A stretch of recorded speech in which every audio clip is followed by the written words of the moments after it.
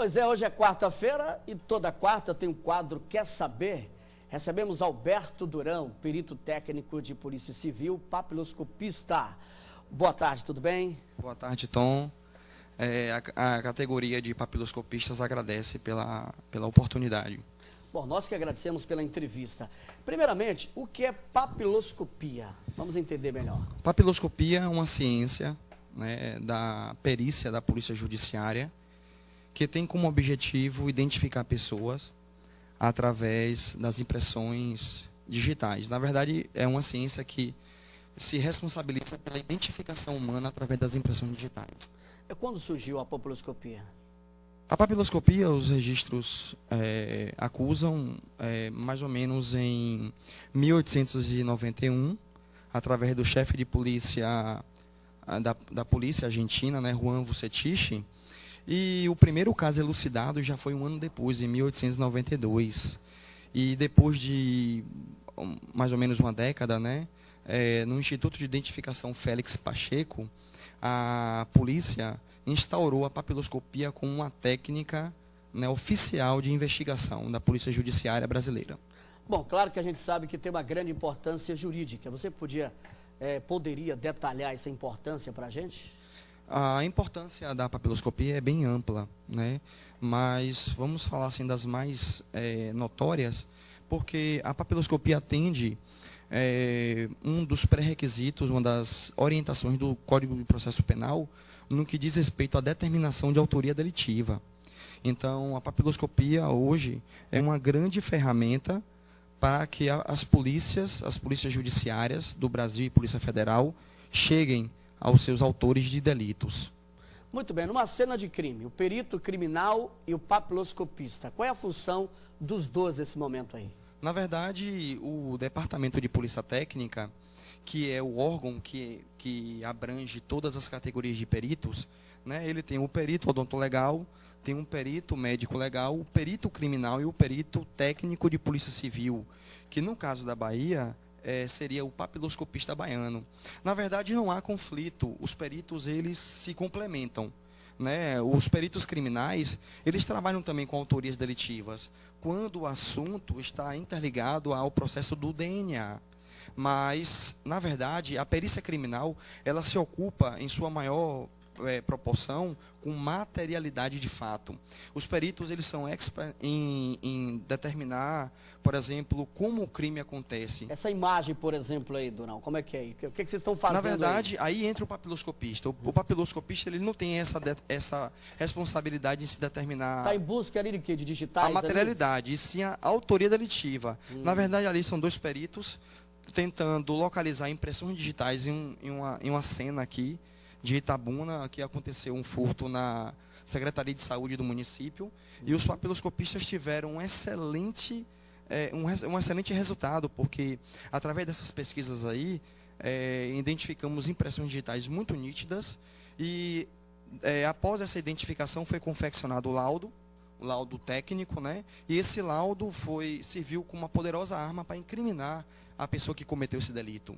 E na época foi até a doutora Graça, Maria das Graças, né, conduziu esse inquérito aí. E foi uma operação bem sucedida, porque conseguimos finalmente chegar na autoria delitiva. Olha, tem um caso em Itabuna que vocês, inclusive, conseguiram chegar até a autoria. Pelo processo, né, da justiça que é demorado, se eu não estou enganado, a suposta autora desse crime fugiu antes que a polícia prendesse. Mas vocês que chegaram até a autoria, não é isso? Na verdade, isso aconteceu, só que foi na regional da Nona Corpim. Não foi nessa aqui? Não, foi na Nona Corpim Jequié. Na verdade, houve também um trabalho excelente da integração dos peritos, né?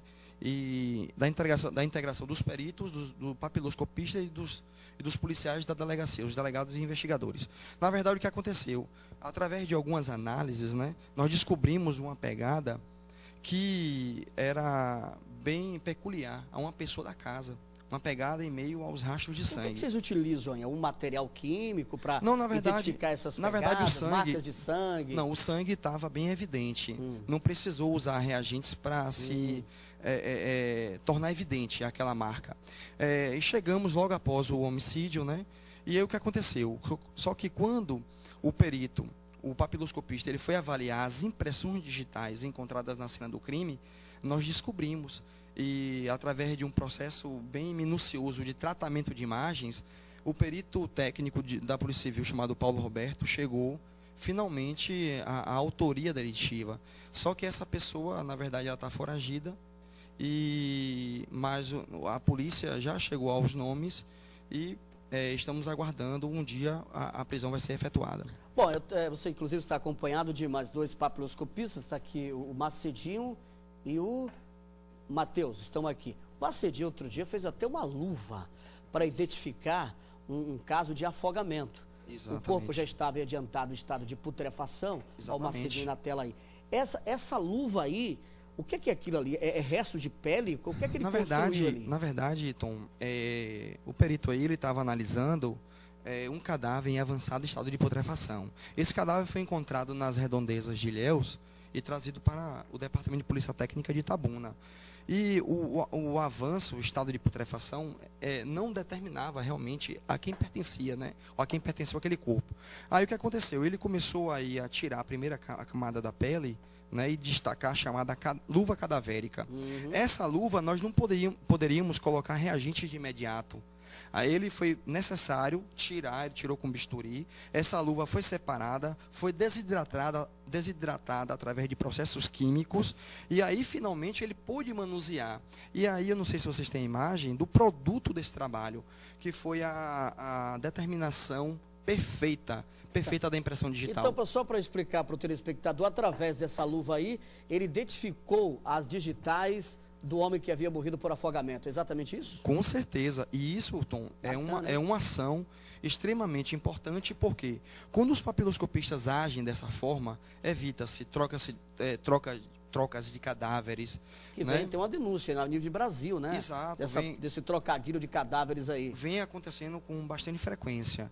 Mas eu até chamo a atenção para o trabalho aí, as digitais aí. Olha aí. Eu até chamo a atenção para o trabalho desenvolvido pela CRPT de Itabuna, através de Dr. Sérgio Selma, porque ele tem avançado muito nessas questões, ele tem ampliado aí os serviços de identificação necropapiloscópica e muitos cadáveres que ficariam na geladeira, aguardando até a determinação do prazo legal para ser enterrado, hoje já são identificados, né? O departamento já faz a entrega correta dos cadáveres para as famílias. Então, na verdade, hoje nós comemoramos esses avanços, né, que estão acontecendo em alguns segmentos da Bahia. Tem muito equipamento no DPT de Itabuna para isso? Nós estamos recebendo um crescente volume de investimentos, né? Estamos ainda um pouco longe do ideal, mas hoje a categoria comemora, porque a categoria tem condições de trabalhar, tem condições de estabelecer várias pesquisas positivas e gerar, de certa forma, combates à impunidade, né? O que vem tanto nos assolando como sociedade. Nós estamos fazendo um trabalho muito específico dentro do DPT, identificando o cadáver de forma muito técnica e avançada. Durão, em toda cena de crime, vocês obrigatoriamente têm que estar presentes? Porque nós respondemos, né, eu volto a dizer, um dos pré-requisitos muito importantes, né, um dos mais importantes do Código do Processo Penal, que é a determinação de autoria delitiva. Aí, os colegas trabalhando. Isso aí é exatamente. Na verdade, aí foi Explica pra gente aí. Um carro que foi sequestrado aqui na Bahia, né? E aí os papiloscopistas entraram na cena. E nós conseguimos coletar várias impressões digitais dentro desse carro. E possivelmente vamos chegar aos nomes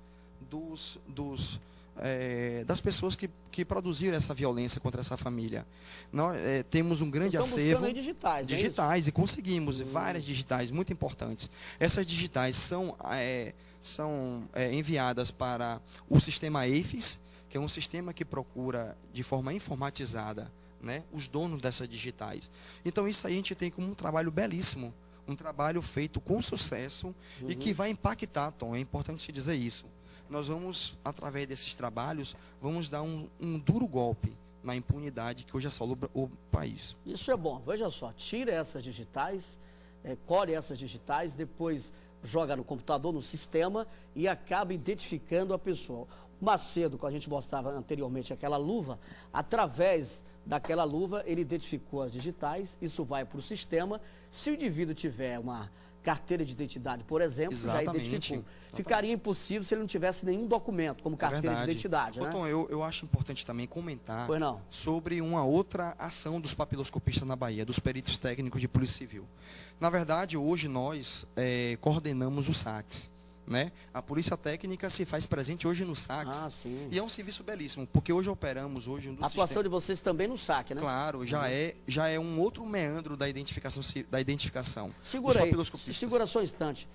No SAC, a gente vê geralmente algumas prisões que acontecem. Sim, o indivíduo é foragido da polícia, vai tirar um documento, é ali que vocês identificam o cara. Na verdade, a gente fica em salas mais restritas, fazendo a análise e triagem de todas as digitais da população. Então, hoje é muito difícil uma pessoa se passar por outra, tentando cometer crimes, porque nós vamos pegar aquelas digitais, vamos comparar com o sistema, vamos comparar com os arquivos daquela pessoa, os arquivos posteriores, as identificações posteriores. E aí, nós, no momento dessa triagem, desse confronto, é que nós vamos determinar se aquela pessoa, que é um candidato para ter o documento de identidade, se é ela de fato ou não. Caramba, e aí, caso os papiloscopistas detectem, né, que na verdade não se trata da pessoa, nós nos comunicamos de forma bem ágil com policiais, né, tanto civis como militares. Vocês são policiais, logicamente. Somos policiais, pertencemos à Polícia Judiciária, né, ao Departamento de Polícia Técnica, estamos ligados diretamente. Quais são as perspectivas do crescimento dessa profissão? Olha, na verdade, hoje, assim, nos encontramos num período de crescente investimentos, mas é importante aqui, até você é nosso aliado nessa luta, e temos certeza que vamos crescer muito mais, mas precisamos de investimentos. Já está acontecendo esses investimentos, já somos outra categoria, né? E vamos acreditar, e a gente tem razões para isso, porque nós vamos numa crescente, né, de melhorias, com produções técnicas, com aperfeiçoamento dos papiloscopistas. Estamos indo para Brasília, São Paulo, Rio de Janeiro, Paraíba. Vocês estão em busca de um reconhecimento maior, não é? Exatamente, porque na verdade os papiloscopistas buscam essencialmente hoje um trabalho de reconhecimento e essencialmente um trabalho de independência. Né? Hoje é comum vermos no Brasil os papiloscopistas vinculados de forma subordinada a outros peritos. Mas no universo pericial isso não é indicado, porque cada perito precisa dar conta de sua responsabilidade. Então, nesse contexto, eu não posso estar vinculado a outro perito. Né? Então, essa é a nossa luta. Essa é a nossa luta e acreditamos que agora o projeto vai ser aprovado em Brasília pela presidenta Dilma, né? E essa é a nossa luta. Na verdade, queremos independência de trabalho, porque acreditamos que com a independência vamos crescer mais e vamos dar esse duro golpe na impunidade que hoje assola o nosso país. Só para fechar a entrevista, a participação do papiloscopista também foi importante na elucidação e prisão dos envolvidos no assalto ao Banco Central, em Fortaleza. O avião que chocou-se com o Legacy, né? E outros casos a nível nacional. Na verdade, como é que vocês atuaram em Banco Central, por exemplo? No Banco Central, por exemplo, foram os papiloscopistas policiais federais. Né?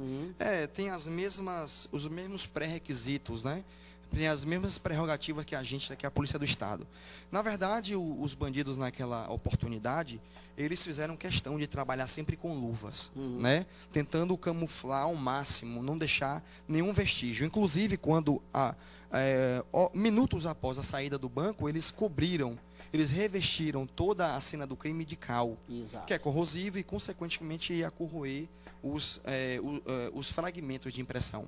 Mas acreditamos que um dos momentos, né, principalmente nos momentos que eles comiam, eles tiravam, eles relaxavam e tiravam as luvas. E aí, por infelicidade de um deles, tocou na quina da geladeira. Foi aí que você chegaram. E aí a Polícia Federal realmente o que se tem hoje de informação, de eficiência sobre esse caso, começou a partir dessa impressão digital.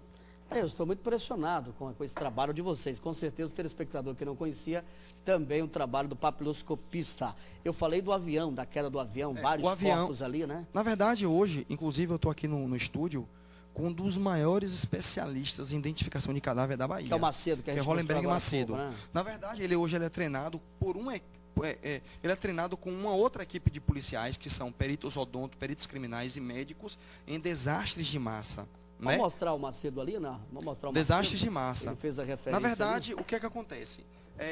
Nesses casos de acidentes de aviões, né, os papiloscopistas têm uma importância única. Sabe por quê? Aí o Macedo aí. É importante. Esse rapaz aí mesmo? Excelente. Outro dia era um menino, é um dos melhores peritos. E o outro é um dos coordenadores também da identificação daqui de Itabuna e região, Matheus. Muito bem. Matheus Moraes. Na verdade, Tom, mas, galera, é importante.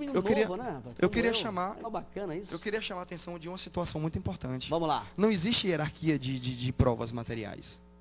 Não existe hierarquia de provas. Então, assim, a perícia do perito criminal é fundamental, é extremamente relevante. Mas ela, na verdade, numa relação direta de importância, estamos equiparados. Mas a perícia papiloscópica, ela tem uma vantagem importantíssima.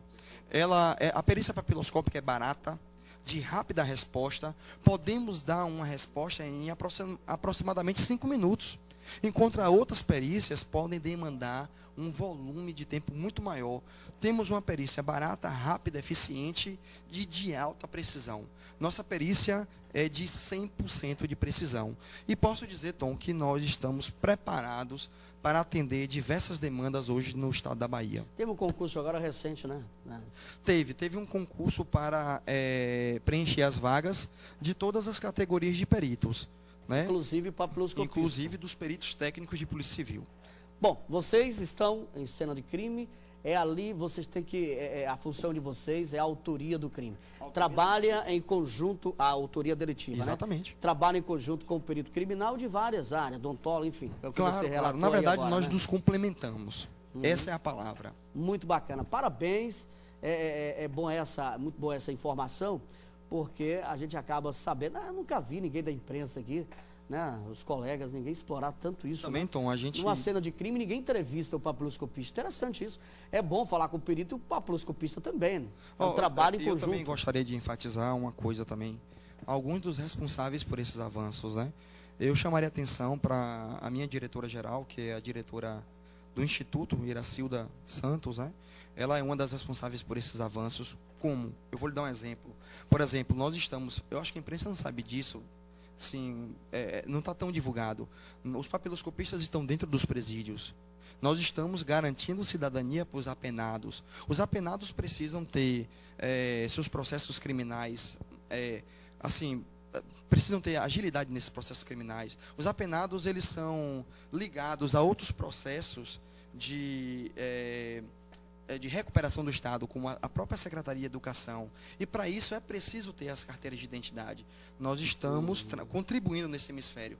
E outro também, eu diria assim também, que um cara que está sendo fundamental para alavancar tudo isso também é o Dr. Elson Jefferson, que é o chefe de polícia, diretor-geral do Departamento de Polícia Técnica. Acreditamos, colocamos na conta deles, esses grandes avanços que nós estamos tendo nessas atuais gestões. Alberto Durão, obrigado pela sua entrevista aqui ao programa. Tal pai, tal filha, né? Muito bem. Forte abraço para Durão, o ex-Durão há muito tempo.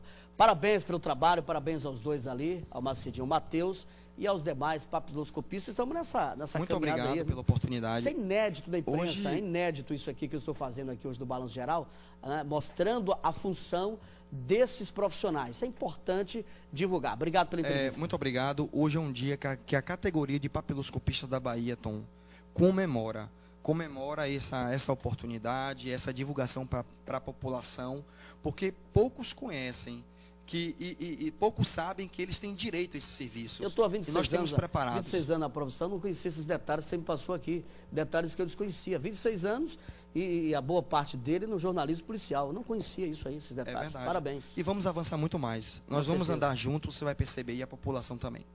Obrigado mais uma vez. O quadro Quer Saber fica por aqui. Na próxima quarta-feira, nós estaremos retomando este quadro, trazendo mais um entrevistado ao vivo aqui no Balanço.